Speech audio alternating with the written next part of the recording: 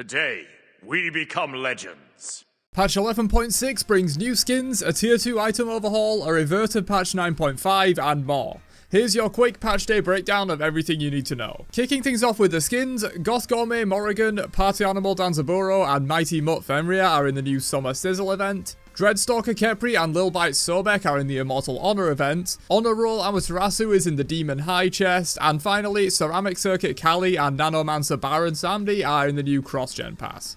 Patch 9.5, a 2-year-old patch released in Season 9 where all gods and most NPCs received health and protection buffs across the board, is being reverted in 11.6. Every single god in the game will receive the following changes. Base health is reduced by 28.6%, health per level reduced by 4.9%, base physical protection reduced by 28.6%, physical protection per level reduced by 6.8%, base magical protection reduced by 22% and magical protection per level reduced by 18.8%. Almost all lane minions, jungle camps and jungle bosses are also receiving health and protections nerfs as well as power nerfs for the jungle camps and bosses. Towers, phoenixes and titans will be receiving similar adjustments, with towers and phoenixes having reduced damage and titan having reduced health. The impact of these changes will be game-wide and hard to predict, but it should lead to a more bursty meta with higher lethality, especially in the early game, while the tower changes should make sieging with a lead much easier and tower camping much harder, which should shorten game times due to increased snowball. We aren't completely back to a pre-9.5 environment, as the nerfing of patch 10.6 is still in place among changes made since then, but it should be a large step back towards that more bursty and snowbally meta. The Shaman Camp and Spirit Totem system is being enhanced in 11.6. The Shaman Camp will now continue its rotation of buffs indefinitely, and each time you take the corresponding colour, it will upgrade that respective totem if you already have it. These are the upgraded stats and are roughly 50% better than the base version after 2 upgrades. You can now also invade enemy Shaman Camps and deny them their totem spawn while gaining it for your own team. So if the blue totem is the first on rotation and you secure both yours and the enemies, they will have nothing and you will have a tier 2 blue totem for your own buffs. Pretty crazy. All gods are now unbanned in duel going forward.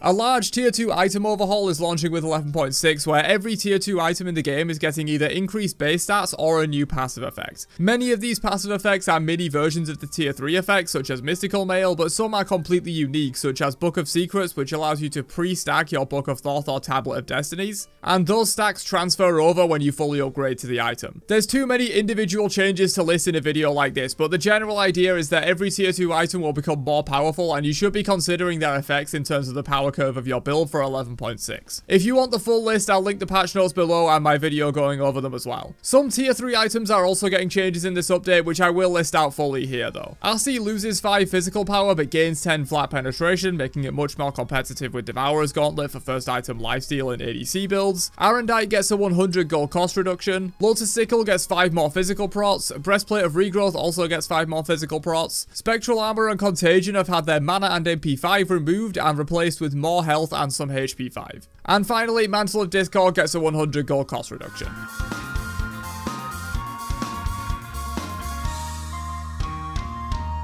Moving on to god changes for 11.6 though, first up is Vulcan, who gets a 1-second cooldown increase at all ranks for his wand, alongside a damage nerf and 2-second cooldown increase on his turret. Cupid gets more basic attack power, a decreased mana cost on Heart Bomb, and his 3 will now double its passive attack speed for 4 seconds on use. Danzaburo's 1 gets more base damage and explosion damage, his 2 gets increased healing and a reduced cooldown at all ranks, and his ultimate explosion damage now deals 75% of the initial hit, up from 50% before. Apollo's 1 gets a reduced mana cost, his 2 gets a decreased cooldown in the early ranks and a reduced mana cost, and his 3's movement speed buff duration has been increased.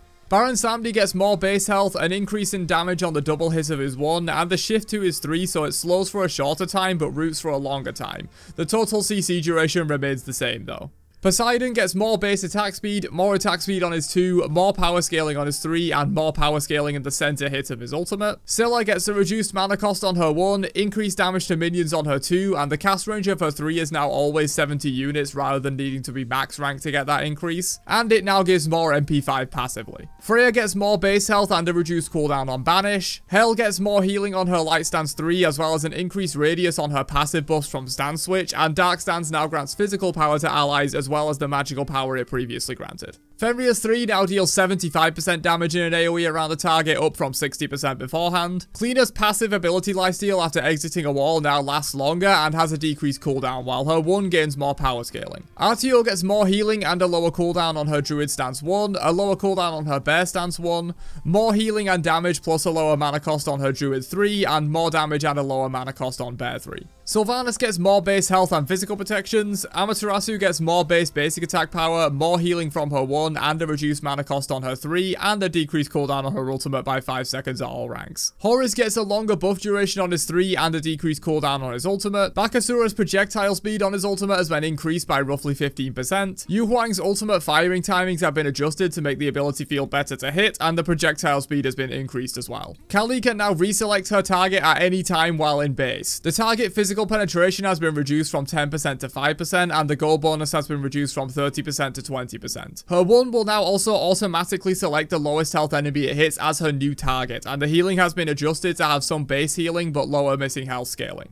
Cerberus 3 has had its timings adjusted, and he is no longer crippled or slowed during the cast of his ultimate. And finally, for god changes, Atlas's enhanced basic attack from his passive will now proc basic attack item effects at 50% effectiveness. And finally, for patch 11.6, the following abilities can now proc ability damage item effects at varying effectiveness. 100% for Cthulhu's ulting 1, 100% for Chernobog's passive, 25% for Pele's 3, 25% for Maman's 1, and 25% for Jabalanque's bowlers. But that's everything you need to know to jump into patch 11.6. Good luck in your games, and I'll catch you guys in another one later on. Have a great day, and peace out, you nerds.